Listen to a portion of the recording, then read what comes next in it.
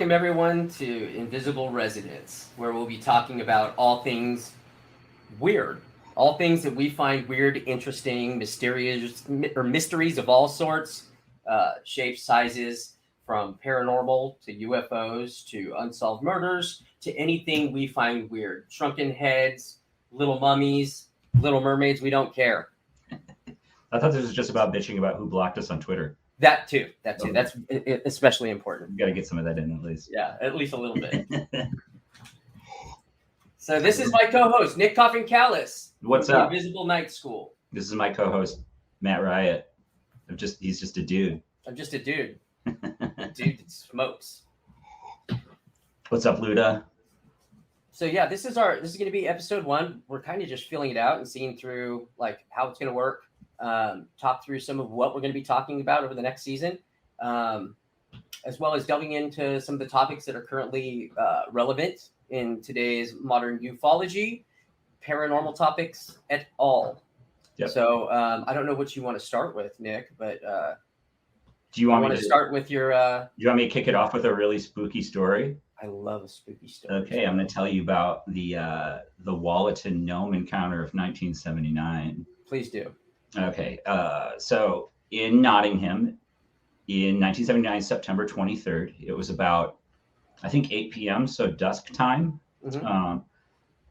The count isn't accurate, but 6 to 8 school children, they're, say, primary school, so grade school.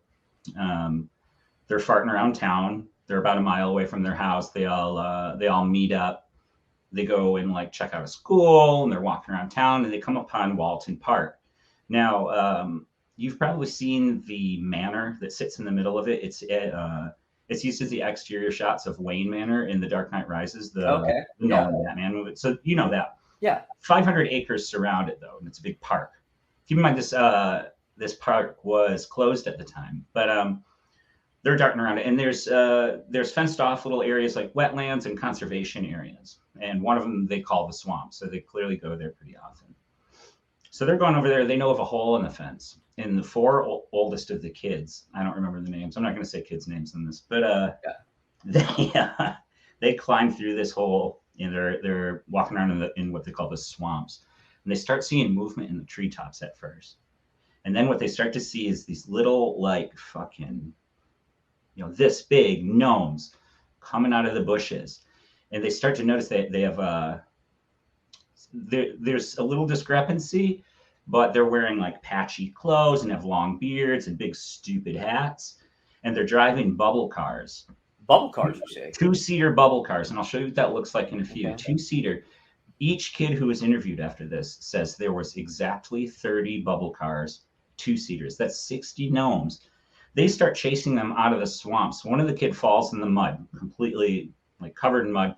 Gets out. They run out of that hole into the main park area. They meet up with the 4 or 5 other kids that they were with. They're telling them like, oh, these gnomes. These younger kids, they're like, no fucking way. Gnomes start popping out of the hole in their bubble cars, just jumping right over it, jumping over logs. Starts chasing all these kids all the way out to the gate of the park. They're trying to get out through the gate. It's locked or it's jammed or something. Some of them are scrambling over it and pushing it from the outside. And then all the kids get out, but the gnomes kind of like hover around it. They won't go outside of the park into the street light. So this all happens. They run home. They all tell their parents. None of their parents believe it because obviously it's stupid. Yeah. But then they go to school the next day and they start telling all their classmates. All the classmates are like, oh, crap. Yeah. Some of them are like, yeah, I've seen gnomes too. The headmaster hears about this. And he's like, well, I don't think these kids are like pretty straight and narrow. He knows all these kids. Yeah. They're not the type to do that. So he decides to interview them. He interviews each one. They record it. There's transcripts. The newspaper starts hearing about this. All of their stories are more or less the same of these gnomes that just they rushed them. Yeah. Down to the little details. Each kid said exactly 30 cards, little 2-seaters, 60 gnomes coming after him. One of them chased him, fell in the puddle. It gets brought up in the newspapers. The newspapers cover this. Like, it's serious business back then. And they put time and effort into interviewing these kids, like spent absolutely resources. Yeah, we have the transcripts are available, so you can go through it and read all of their accounts. They're all fairly accurate. One kid says that the beards are black, while all the other ones say they had white beards. I think that's like one of the only discrepancies you can find in it. Maybe he saw one of the young ones, and Maybe, the rest but didn't. the thing about this is like these kids stuck to their story the entire time. People tried to poke holes in it. Other people with gnome and fairy encounters started coming forward. Now, I'm telling this stupid story because it sounds really familiar, right? It sure, yeah. It sounds exactly like Aerial School. Yeah. In my opinion. In my opinion, too. I mean, that's pretty parallel. Right. So, like, obviously, when I hear a story like this, I think those fucking kids are lying. Yeah. They're making kids. Yeah. I've had a kid. She lies all the time. Yeah. Lies to me all the time. So, however, I would really like to see people who, especially people who think Ariel is a strong case, who like buy into that. I want to see what they think about this story, because the parallels I think are pretty striking. And I want to know if it's just their personal like desire for the alien narrative to be true that makes them believe Ariel over maybe like a gnome story like this, or maybe they just haven't heard it and they're like totally into these gnomes. Yeah, maybe this is like, maybe they would put this up there with like a Layne type theory, like, oh, this is in line with that. This makes sense to me. Or right. maybe they'll be like, fucking gnomes don't exist, right? Two-seater cars. Does that make any sense? Where the gnome's going to put their gnome groceries? I don't know. The Bubblecars were apparently silent too, so they were electric cars. So we apparently Tesla is probably reverse engineering this technology. This is what they looked like. Advanced AI cars, maybe. Now see the front thing there. That's a steering wheel that their beard kind of hovers over. Okay. You know, this is like side view 2D, so you can't see the other gnome who's like perfectly lined up with them. Yeah. Or the kid sucks at drawing, but like. Yeah. You know, he takes up 2 seats. Spooky. I should have warned everybody to put the kids in bed before I showed this. This is kind of a. Now that's a beard, not a tongue.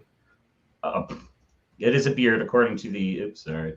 It's a beard according to the eyewitness testimony, which we should not dismiss.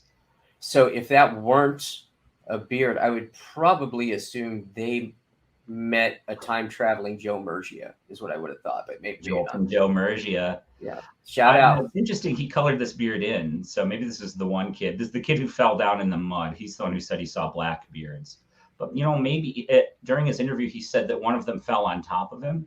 So maybe his beard just got muddy. Maybe that could be. I mean, when people talk about the Aerial School phenomena, they talk about all the similarities between all the drawings and the reports. But I've talked about it before in other private conversations. It wasn't really that similar. If you go and look at all the different drawings, there's a wide discrepancy between the reports of the kids. Yeah. What was the woman who came from MUFON first before John Mack showed up?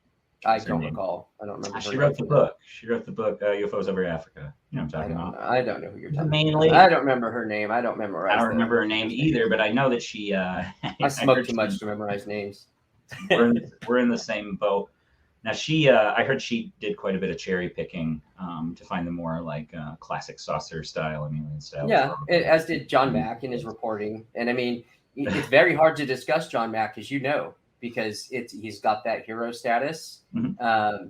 Same with Bud Hopkins. It's very testy on what you can and can't say about them, and what you can and can't say about regressive hypnosis or hypnosis in general as it relates to the UFO phenomenon, abduction experiencer. Do we still do regression hypnosis nowadays? Is that something that happens? I don't know. I mean, people still defend David Jacobs' action, so I'm assuming that some people still believe this is a thing. Yeah. I know Barbara Lamb was big into it for a long time, and she's still around, I think. Yeah, I mean, isn't it the kind of like the main issue of the Satanic Panic, the kind of like catalyst of the Satanic Panic? It is.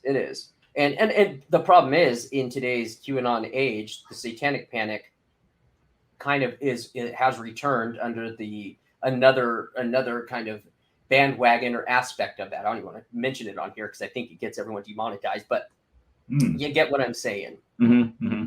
Yeah. Sure. Maybe it's the Collins of Layne, right? Yeah. That's my spooky story that you promised would blow everyone's minds. I thought it was really funny. I was watching a video about it a little while ago, and I just some of the parallels to Ariel kind of struck me. I don't think Huntington thinks it's similar. Not similar, some descriptions of craft and aliens were from sci-fi culture. That's true. One of the aerial school drawings was like a near perfect match of one of the it was a UFO model, I think a tester's model of the time that was based on one of the TV shows. Huntington would know it. He'll probably chime in with it, but I've seen the box for the tester's model. It's like a hobby kit model with the kind of hatches that fold down on the bottom so its landing gear come out. It's like a dead-on drawing of that. Sweet the thing about kids drawings, and I've like my mom taught art classes that I joined a few times. I did art in school. Michael Huntington knows about the UFO model. One of the exercises we all do, and maybe you did this in school too, is drawing from an image or a portrait upside down. Yes. Do that. It's because we all have that tendency to like, this is a face. I know what a face looks like. So you kind of start drawing what you know a face looks like instead of drawing what you're seeing. And I think that influenced a lot of those images too. Because if you listen to the interviews with those kids, they didn't see a craft, or at least the majority of them didn't. They saw some shimmering behind the trees, but that's about it. But if you look at all the drawings, they have like actual crafts with like portholes and windows and stuff like that coming off of it. So these kids are like, know full well they're fully on the UFO story at that point. So they're drawing UFOs and what they think UFOs are. And I know another point that some people at least used to make about that case is these children in Rua don't have access to like TV and movies. They don't have access to American culture, which is completely untrue. Yeah, it almost sounds racist to me, but people forget that South Africa is very white too. Like, it sure is. It's very colonized. So that's my spooky gnome story. Dude, that blew my mind. So if anybody else's mind wasn't blown, that's their problem. If they're not paying attention, they're not awake. That's right. That's right. So what do you got? What are you bringing to the table? So I wanted to talk a little bit about the beginnings of ufology. Anytime I have a chance to do any other podcast, which is not very often, to talk about ufology stuff, I always like to bring up the what I feel is the genesis of modern contactee stuff, the roots of modern contactee movement. And if you go back, some of the first modern contactee movement stuff was from San Diego. There was a man named Meade Layne. Yes. And Meade Layne put out publications called The Round Robin. He also founded the Borderland Research Sciences Association. He was really famous at the time for being a big follower of Charles Fort. Yeah. And stuff of the like. He worked close with Puharich as well. Andrea, aka Henry Puharich, who was a big influence on Puthoff. So all this ties back directly, specifically to this. So Meade Layne was an interesting man. He was very interested in stuff like Edgar Casey. That was a big influence on him. Helena Blavatsky. Yep. And he was interested in proving like the psychic phenomenon and channeling. Channeling was really big at the time. Yeah. And one of the first people who was sent to him was a man named Meade Layne. And like Casey, he was sleeping, and his wife next to him would hear him muttering words that didn't seem to make sense. And she concluded that he was obviously channeling spirits in the night, but he didn't know. So she convinced him that this is what's going on. I scream in my sleep a lot, so I wonder if I'm channeling. You're probably channeling angry spirits. Is what you're channeling. Hey, what time frame is this? So this is going to be, let's see, 1945. Meade Layne starts publishing the Round Robin. I believe it was October of 1946 where he first received a phone call from Probert. So like pre-Kenneth Arnold sighting and popular, I think, of the saucer, and about 100 years after kind of the spiritualist movement kicks off in America. Exactly. Kind of place. Cool. It's like the depth of the spirit. It's after the death almost of the spiritualist movement and into the ufology, like right at the base of ufology. This is 1 year before Kenneth Arnold. And Probert apparently when he was in San Diego thought he saw a meteor shower, and he said he was on the top floor of a building when he sighted it, and he saw a luminous craft appear in this meteor shower. About the size of an extremely large plane with two reddish lights moving very fast. The flapping of its wings was visible. Interesting. Yeah, so this craft had wings that were flapping like a bird. Mm-hmm. And Wasn't a bird. Right? No, it wasn't a bird though. No. Not a thunderbird?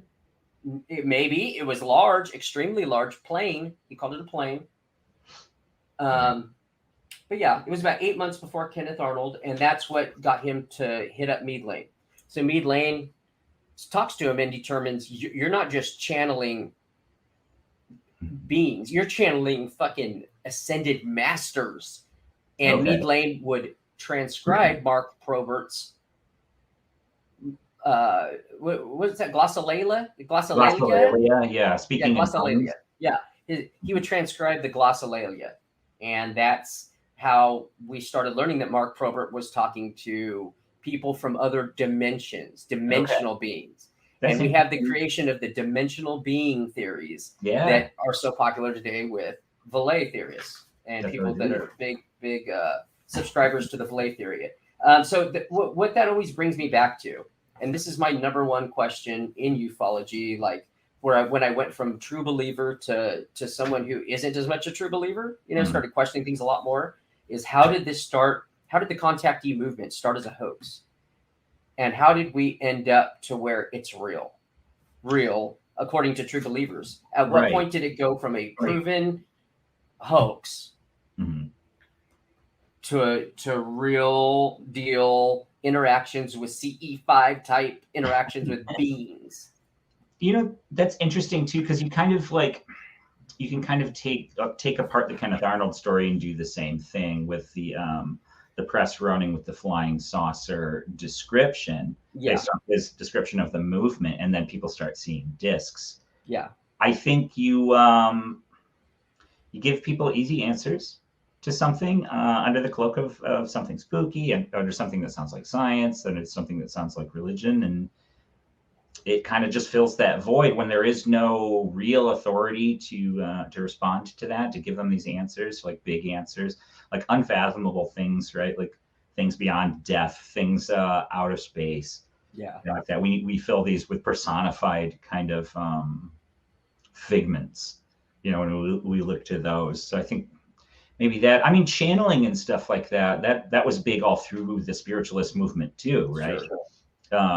It started out from the beginning with the Fox sisters, and I think that was 49, right? Yeah. But then quickly moved into like mediums and stuff, and then parapsychologists testing mediums. You had Edison jumping in with his machines too, trying to call the dead. Why not? Was there any like technological advances happening in this time? Because I see that those kind of line up with big movements in the fringe or Forteana. So like the Fox sisters coming out in the very late 40s, that was just on the heels of the telegram becoming popular. Yeah. And you'll notice that the Fox sisters communicated with Mr. Splitfoot through Knox in Morse code. And now Morse code is how you're talking through telegrams, right? It's interesting. This is kind of a new technology that, to the layman or the average consumer is essentially magical communication across great distances. It kind of fit hand in hand. Now at that time, scientists were really still considering the ether as a concept. Oh yeah. Which, I feel like people still kind of do now. What is Magonia if not the ether? What is to some people consciousness is more of like an ether space. Akashic records located in the ether. Right. Exactly. Yeah. So kind of a mystical, and it's because of all these things being invisible and new and misunderstood.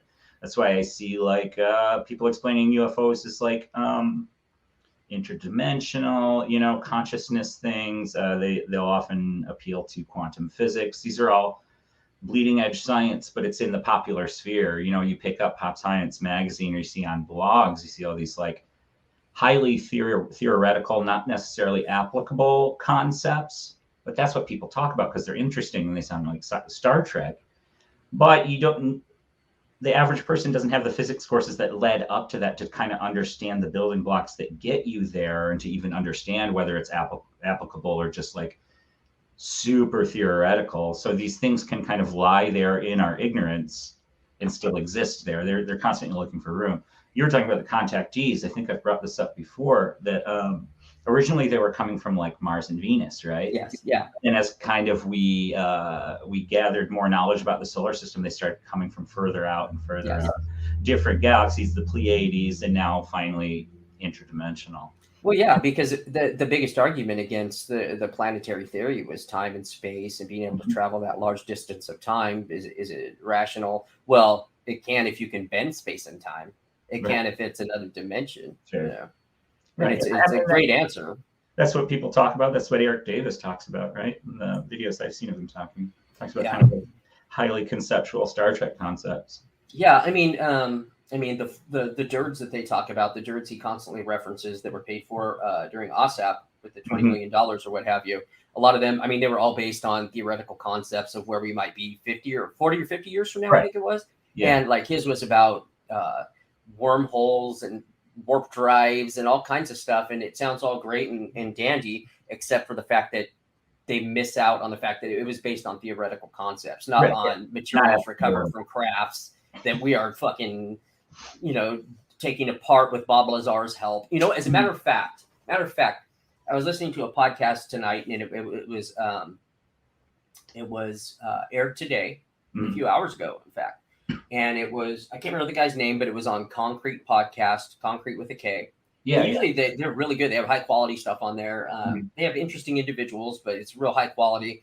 They had this guy on there talking, and I forgot where I was going with this, but it was an intel guy with the CIA. Sure. And he was talking about Bob Lazar, and he was bringing up the host was bringing up Bob Lazar as if it were fact, and he was literally repeating all the talking points from the Joe Rogan podcast with Bob Lazar about why he for sure had his work record scrubbed over at Los Alamos. He for sure had his education record scrubbed. He for sure this and that.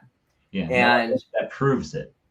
And this is a podcast where it seems like he tries to keep everything very realistic. So now we have a podcast that doesn't usually cover like UFO phenomenon and weird, spooky stuff, talking about Lazar being fact, arguing the facts of Lazar. Now, do you think that like, not that the podcast was, but like media outlets now are feeling a little more comfortable with talking about this stuff based on kind of like the passerby general zeitgeist knowledge of UFOs now since that December 2017 article came out that kind of misrepresented what was going on, in my opinion, but just, lazy puff pieces from local media and even national media are picking that up and just rolling with it because like, hey, this, like, you see a lot of believers talking about how the stigma at least was lessening, right? And is this what they mean then?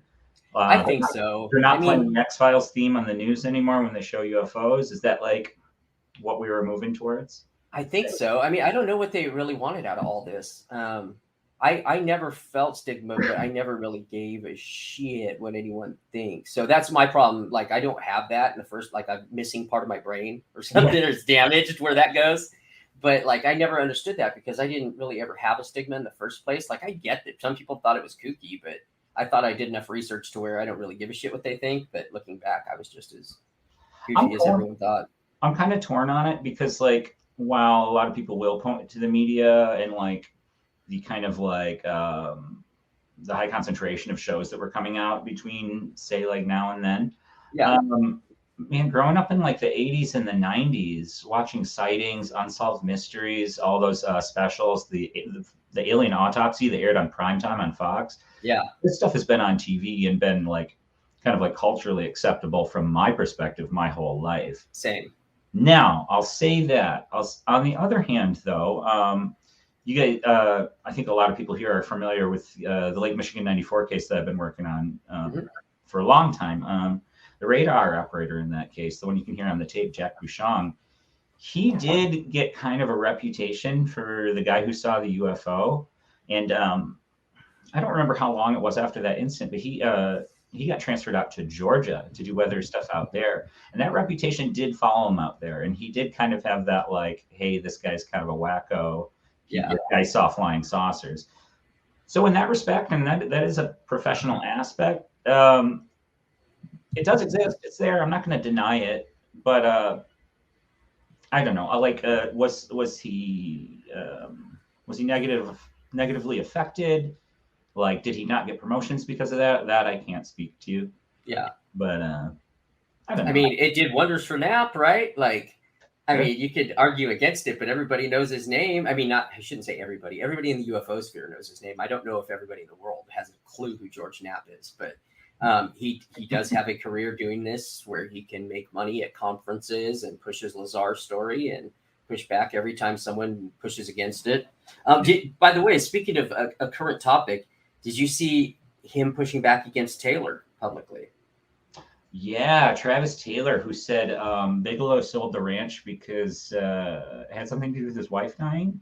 Although Yeah, that was the quote. Yeah. he was off by what, like 3 or 4 years? Yeah, but he also Travis Taylor during the interview also said Bob Lazar was just a janitor, and I don't know if in my opinion I don't know if Knapp was mad because he was trying to defend his good friend Bob Bigelow, or if Knapp was mad that Taylor had the nerve to come speak against the king that represents Lazar. You know what I mean? Like that's a monetary chain for George Knapp. Is not just monetary fame, reputation, all of it's tied into it. You know? Yeah, that's fair. I thought it was interesting. Yeah, Taylor's been saying quite a lot lately. I suppose that is kind of the current news, although it's a little underwhelming. There was that, and then his comments about, or at least alluding to certain members of the skeptical community, or not even. I wouldn't consider John Greenwald part of the skeptical community. I wouldn't either. Being paid shills, and it just makes me think, like, how like. Aren't you confident enough in your beliefs to have people who have a different opinion without calling them like paid liars? Yeah. You know what I mean? Like, I think it's really weak. As an intel guy, because we know he was Army intel, he's talked about it before.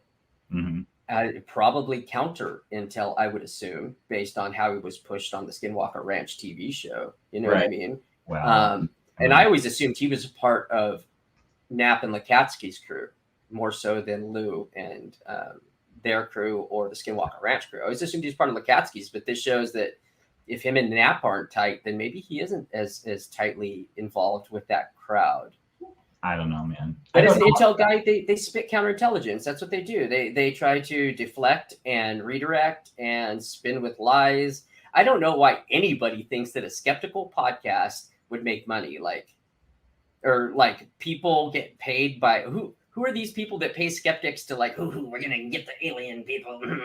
Like Susan Goff. Susan Goff. She probably is loaded with money. Checks bi-weekly. Yeah, she probably has good money to pay skeptics. I'm sure that's a thing. It's worth it in the long run. Yeah. Because otherwise people would believe in UFOs. But I wonder if they pay more for skeptics or if they pay more to people like Greer to push his alien agenda. Because they're paying him too, according to them. Like just shitty narrative alien agendas and like bad stories. Yeah, that could be. It's curious though, because he's kind of like more. I'm not too familiar with Greer, but he's more like consciousness and meditation through aliens and stuff like that, right? Kind of more woo-y. So when he first came out, he was very, very meditation oriented, but with the Disclosure Project stuff, he put on this suit of only being about the evidence, the data, the military witnesses, the serious congressional witnesses. So for a long time, he had this air of only serious witnesses. I'm only going to represent that. But as he brought out his witnesses, people saw the level of credibility a lot of these witnesses had and laughed. Sure. Yeah. And shortly after that, I mean, it went into the whole meditation hippie. We can talk to aliens with our brains. We don't need them. They need us type thing. Eventide said something. It's all about stirring up doubt and confusion, promote the most extreme people on both sides of the debate. And like, there is something to be said about the obfuscation about that, but there's also something to say about like the leaving the door open for a chance, like ambiguous kind of answers. And that's actually how shows like our old favorites like Ghost Hunters and Ghost Avengers and like Skinwalker operate on that. They take their broken technology and they get these ambiguous bits of evidence. Not that they provide any kind of like causal link between these things, but it's enough to end the show each week or whatever it's on saying, oh, but what if this is weird? So what if? And this shit just kind of rides that perpetually. As a believer, I know that early on, my expertise was not in science. It wasn't in physics. It wasn't in quantum physics. But I had a deep intrigue into understanding it, and I want to understand it. And because I had that intrigue and a want, when these shows would reference these things, I would almost understand it just enough to kind of maybe get the theory that they were pushing at. But the way they sold it so confidently, it made it seem like, oh, of course electromagnetic detectors will tell us if there are ghosts here. Yeah, you know, exactly. Of course it will. It's energy. They're selling you like they're selling you magic with a scientific vocabulary attached to it. Energy is like probably the perfect example. That word can mean anything. It cannot be it cannot be created or destroyed. So our souls can't die because it's energy, and that's the connection. Yeah. But what kind of energy are you talking? See, that's what they're talking like orgone. So, yeah. Well, that's a flashback. So yeah, energy can't be created or destroyed. So they're talking about scientific energy in that sense. But then they kind of substitute it for like the soul or life force or chi or prana and stuff like that. And like colloquially, that's fine to call that energy. Like I don't give a shit. Mm-hmm. But interchanging them while you're talking about it is really interesting to me. Huntington says quantum. Yeah, quantum mysticism is like kind of the big one. Well, it's moving into conscious mysticism now, but quantum mysticism was a big one. That kind of started in wasn't it like the late 80s with Deepak Chopra? Yeah. He kind of started talking about like he would do like mumbo jumbo nonsense sentences and throw quantum in there, and it was part of the Oprah book club. Oh, that was it. It's Oprah's fault. I blame Oprah. She pushed him hard. The moms loved him. That's interesting. I saw a comment a little while back. I'm gonna see if I can find it and pop it up because it had to do with something we were talking about right before we got in here. I can't find it. Whatever. We also have the whole term that I think like it would be cool to define on show one, because I know this is going to be lumped in with a skeptic podcast type show. I know it because they always call us skeptics, both of us. They call our groups of friends skeptics or debunkers or what have you. So I think it's important that we define that term here today, how we would use it, how we would define it for ourselves, how we would define our own belief system. So if you want to run away with that, feel free. Sure. So I've told a lot of people this, but long time ago, I was full on believer, grew up watching Sightings and X-Files and Unsolved Mysteries and stuff. Full on, but then, you hit middle school, high school and stuff, and you forget about UFOs for a little while. Mm-hmm. Excuse me. When I came back, I got really into parapsychology and the ghost hunting stuff. Taps was on TV, and I was like, oh, these seem like real salt of the earth dudes. They wouldn't be lying. It's what sells. Plumbers, bro. They don't fucking lie. Right. So I get kind of into that, and when you start entering that community, of course, they all talk about the foils, the skeptics, the debunkers, or Stanton Friedman called them RIP, nasty, noisy negativists. Yeah, so noisy negativists. Yeah, so that was kind of the impression that I got from them. They were literally there to shit on a parade. Yeah. But one of the first things that pushed me over, and this is funny, is that it was Taps. It was one of their Halloween live specials where they were just blatantly faking. And I was like, all right, if these dudes are lying to me, who else is lying? What else is bullshit? And I started diving deeper, and I got into kind of like the skeptical community after that. And I found out there's other people that are like, no, this is bullshit. People are taking advantage of people. People are swindling people, just completely hoaxing them. And I got really into that. But all the while I was doing that, I was becoming more and more cynical, where I would not entertain any ideas.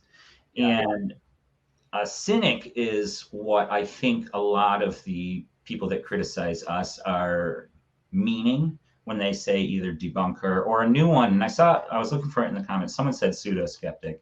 Yes. And I love it. My impression is that's what they mean. A pseudo-skeptic is just a cynic. Okay. And that's where I was at. And I, for a few years there, I made a skeptical publication online called The Bent Spoon. I I think you can find that on the You can archive. find it in the AFU. Yeah, it's in there. Don't look for it. It's embarrassing. Please look for it. It's called the Bent Spoon. Yeah, but anyway, I read a Joe Nickel article at my peak, at my cynics, my pseudo skeptic zenith. Yeah. And it was about the incident at Exeter, and it was him and a friend, and he said that it was really the word he used. He said solved. Yeah. I was like, solved is a strong word.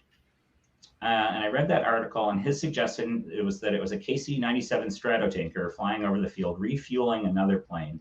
And the lights they saw at that 45-degree angle were the direction lights on the back of the tanker to line up with the zoom or the boom for fuel, right? And there were red lights on. And I thought, first of all, I think you'll notice everything else that's going on, and it would be rather loud, especially given the you think so? Yeah.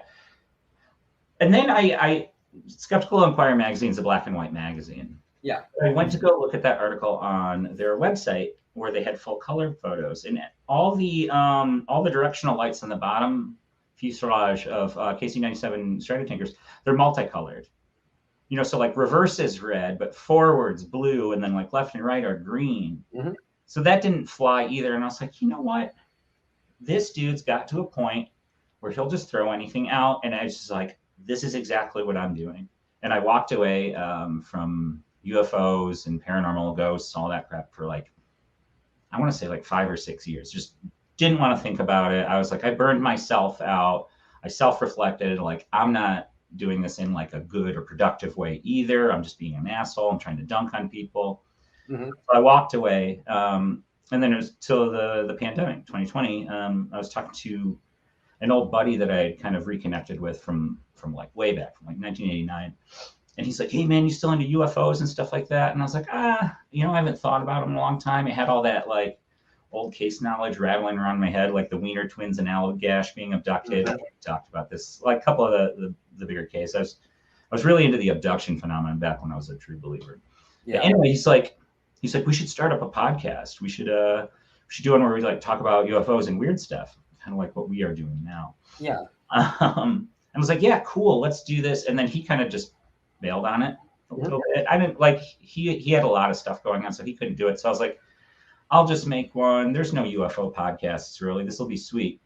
And then I came to UFO Twitter and found out there was a billion of them. So like, I'm not going to do that.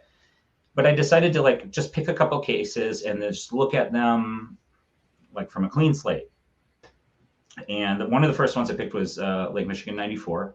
Mm-hmm. I had a vague recollection of it. I think I had seen something on a special, and it's really local to me. It's like 25 minutes away from me. So it's like, I'm gonna dig into this. Like the 90s were cool. It's right by my house, basically. I'm gonna dig into this. And I said to myself, I was like, I'm still a skeptic, from my definition, my perspective. I'm still a skeptic, but I want to go into this open. I'm open to these claims. And I'm not going to make any judgment until I can make a conclusive statement about anything. Yeah. You know what I mean? Yeah. So, and like, we all have biases and stuff. These cloud our judgment. These control kind of our judgment, our internal biases. So I'm aware of those. So when I look at these cases, I'm reserving my judgment. That's what I try to say to people. I'm open to whatever, but I'm going to reserve my judgment to believe it or not. And that seems to rile people up. People think I'm as that patriot we know King Milkfart said. I'm just asking questions, tee-hee phase, but I don't. Mm-hmm. I see how it comes off as that, but I don't think that's what it is. I am just not going to come to a final conclusive decision without all of the evidence. And if that evidence, doesn't hold up, if you can't be corroborated, I'm not gonna say that I believe in any of these things. Yeah. I don't have a firm belief in any of this stuff. I do think that case that I started with is probably one of the more mysterious ones still, after having looked at it for like 2 years straight and actually talking to a bunch of the witnesses, doing some corroboration with like the 911 recordings, the maps, the notes that other investigators have kind of left behind and forgotten. it's still mysterious to me. I don't think anything about that is indicative of aliens or anything like that. They were just describing lights, but I think it's still mysterious, and that's what I appreciate about all these cases across all these fringe topics, is the mystery about them, and whether they turn out to be hoaxes or something mundane or like illusions or someone just being bonkers or something truly novel or weird. It's all good. It's all good. Yeah. I'm looking for it all. So that's what a skeptic is to me, someone who reserves their judgment until there's enough solid evidence to make a conclusive statement. Yeah. And that's it. I don't have, I mean, every person has a bias or a series of biases, but that's not how I'm going into things, despite what I think people's impressions are. What about you? How would you define it? So I define it, it really depends on what year you ask me. Like my current definition now is way different than it was even 3-4 years ago. Yeah. So when I use the word skeptic, when I was a very much a deep, true believer, Mm-hmm. by that point, I'd still been into this since I was a little kid, real little. As a little boy, I've never stopped being into this. I felt that a skeptic was someone who didn't do the research, hasn't looked at any. That's killing me. It's a little mini Puffco, is what it is. But that don't do the research, don't know the cases, but they're looking at it from their scientific perspective and applying data set or their knowledge to data sets that they don't quite understand, and they don't understand the history of ufology, etc. So those to me were skeptics, Mm-hmm. people that were cynical because they hadn't seen what I had seen. Mm-hmm. That's in my brain. That's what it was. You haven't seen what I've seen. That's basically was Stanton Friedman's argument all these times. I got into a couple arguments with him back in the day. Mm-hmm. They're like, just you're not looking at the evidence, and Yes. it's what evidence? And he'd say special or Project Blue Book Special Report 14, and I said that's pretty inconclusive. And even when you have your best case scenario, an unknown, you're still making an argument from ignorance by claiming to identify any of those things. Yeah. Right. So I mean, like, there is that, but like honestly, we don't know. We don't have anything conclusive either way on a lot of these mysterious cases. So I mean, but during that time, yeah. I had the conclusive evidence. Yeah. I had Lazar's testimony. Mm-hmm. I had Billy Meyer's pictures. Those are nice pictures. They're beautiful pictures. But I love those pictures. I had testimony. I mean, James Woolsey's talked on it. Mm-hmm. The dude from Skunk Works has talked on it. I could keep going, keep rolling. And right? skeptics just don't know because they haven't looked and they haven't spent as many hours, as many years as I have researching. That's the way I define it now, and there's a big difference. Even after I stopped being a super hardcore true believer, even when I started being real skeptical about stuff, mm-hmm. I had a real problem with listening to Mick West. I did at first too. I did, and it was natural because I like, whether it was Shermer, Neil deGrasse Tyson, whoever it was, if they disagreed with the alien hypothesis, they were on my shit list. Mm-hmm. So inherently, I had this feeling like I just don't like this guy. Like he doesn't have a right to say that this isn't true because he hasn't put the years in that I've put into researching it to say it's not true. Yeah. But we come to the same conclusion regardless. So does it really fucking matter in the end? That's kind of where I ended up with it. Like, we've come to the same conclusion. Whether he has put in years and years and years of diving into the research, does it fucking matter if this conclusion's the same? If you go back like over a year ago when I was interacting with Mick West, I was calling him a performative know-it-all. Like, cause I was like, what is the point of what you're doing? Yeah. Like, and it was completely an emotional reaction because I was like back on that UFO hype train a little bit. And I was like, oh man, I'm more open to this now. I started smoking weed. I can accept all this shit. And I've fallen back to where I started, more or less, needing a little bit better evidence. But yeah, dude, I was a total prick to him all the time. And it was just an emotional reaction to him, like just shitting in my cereal about all the cases that I liked. And I like the case I bring up now, Lake Michigan, if he swooped in, he's like, oh dude, come on, that's this and this and this, and that's how this could look like it. I would be bummed. I talked about this with Lou Jimenez before. That kind of like bummed feeling you get when like one of your cases just gets torn apart and it turns out to be bullshit. But that's good, and that shows you where your biases are. And if you're aware of them moving forward, then you have more control over them. Because what was that old quote? We're all trying to solve what UFOs are. We're all trying to identify UFOs. So identifying them, even if they turn out to be misidentifications or hoax, they're identified. That noise is removed and the signal is finer tuned. You know what I mean? That's how I feel about modern ufology as a whole.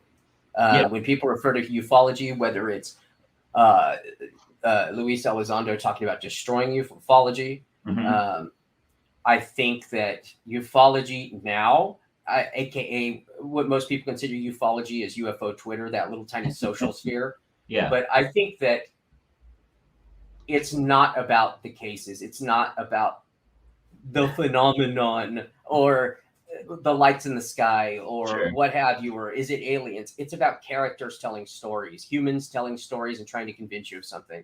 And I in one sense, I agree that part of ufology I wish would die, because that's what muddies everything, the human aspects.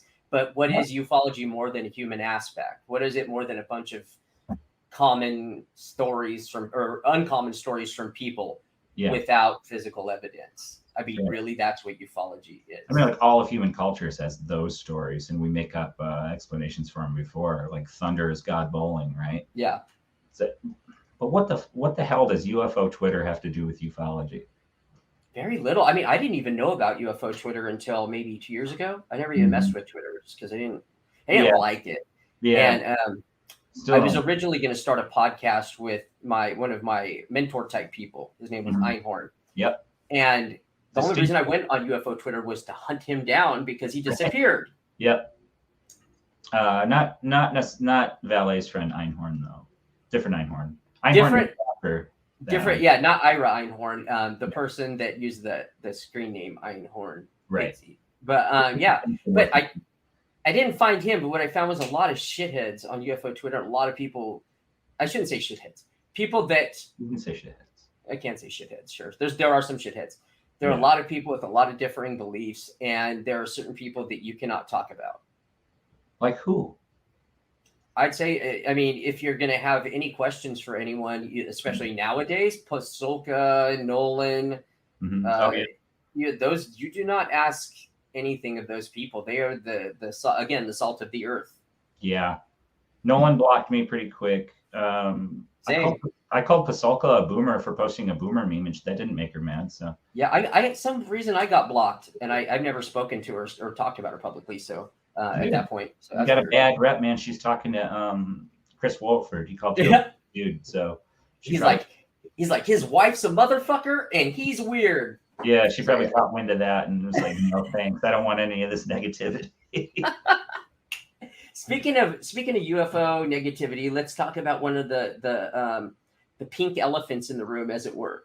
Supposedly, there is a man named Moron Spermer, and he's going to be letting out some kind of something declaration. He says 20 plus page declaration, right? Yeah, and he says he's working with a team of 200 people to infiltrate the cults of UFO Twitter. So we're waiting for this declaration. We're all really, really excited to hear about it. So when Spermer gets to it, it might be big news. I think that's this weekend. I think that will be exactly 2 weeks since his most recent claim that it will be 2 weeks from now. Because he's been saying 2 weeks and soon for like a month and a half or maybe 2 months. So I just can't. But the most recent update I got is that Leah's asking when it's going to drop. I'm thinking, well, it's 2 weeks from that space, which I think was on a Sunday. So it's going to be this Sunday. I think another person made a proclamation about there being a big event and all of it will be disclosed, and I'll know that I was wrong and all the skeptics are going to eat their own words. But that was a few months ago, and I'm still waiting on that one. Yeah. My words. Well, when these when these prophecies come and pass, it's usually it's usually then explained as kind of like a spiritual reckoning took place. So he like owned us all 30 or 40 people that all cooperatively towards that article that we all wrote, Yes.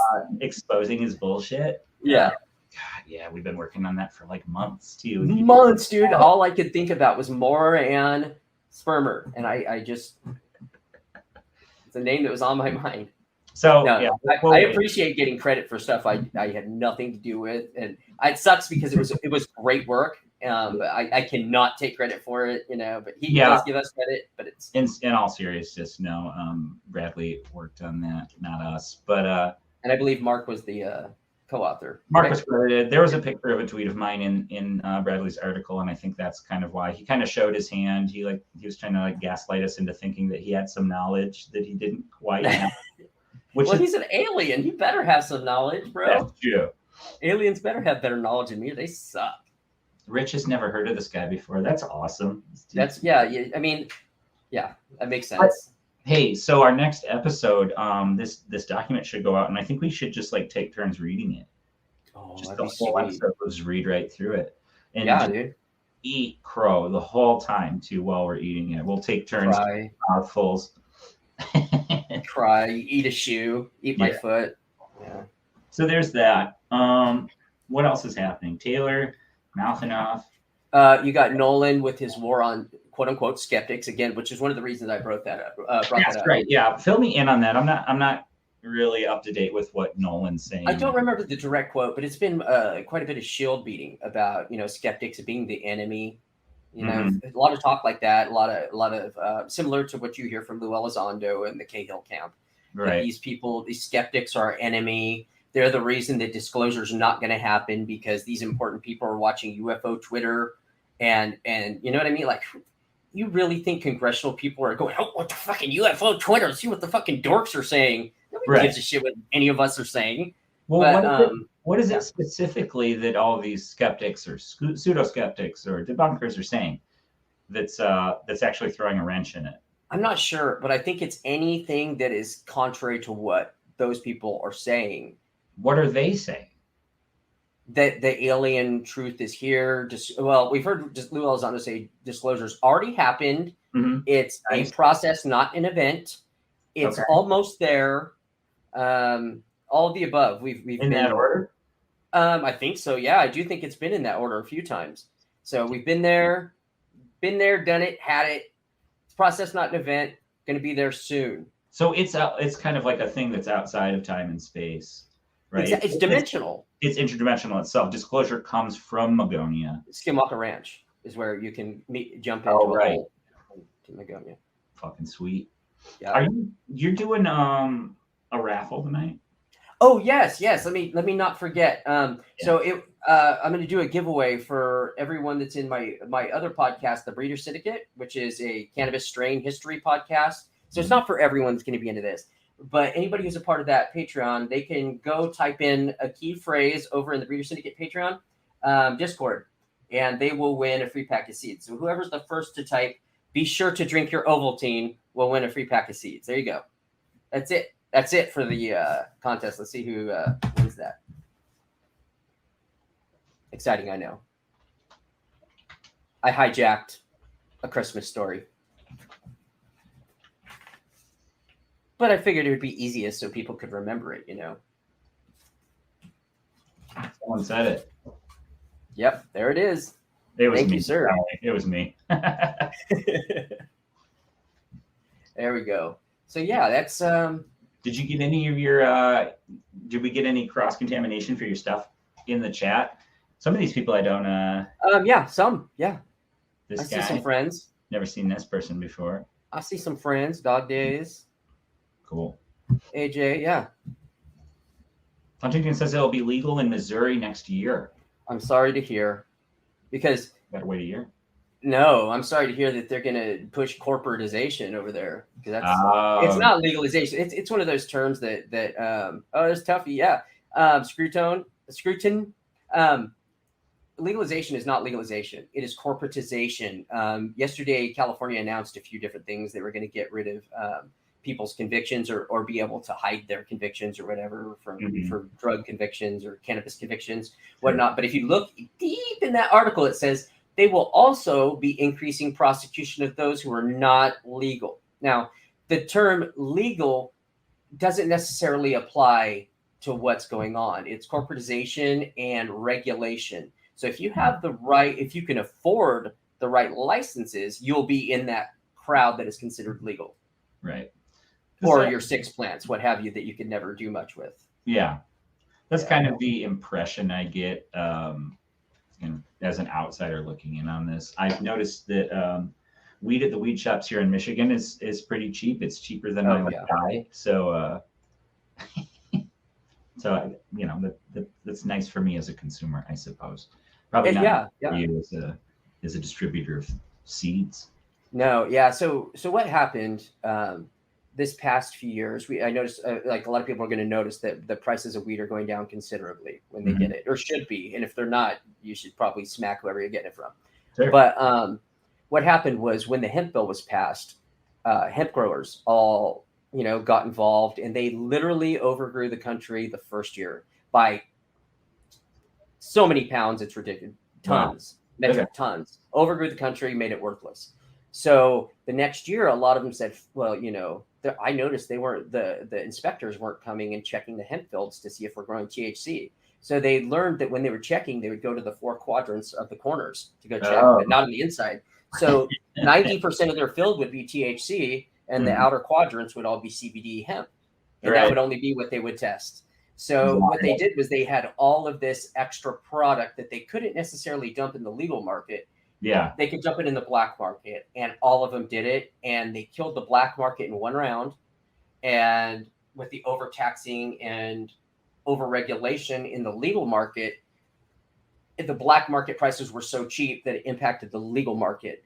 Legal market, it makes it so expensive for people to even be able to qualify to get those certificates or what have you to be able to grow legally, that all the mom and pops that were pushing for legalization all these years, they're all out of business now, pushed out by the hemp market, the legal market. And it's the only time in the history of drugs that we know of that marijuana or drug price has completely crashed to be almost worthless. It's a weird concept, especially coming from, the criminalized status that had been all over the country for so long, or that I was used to or grown up with, and the moralization of drug use too. For my entire life.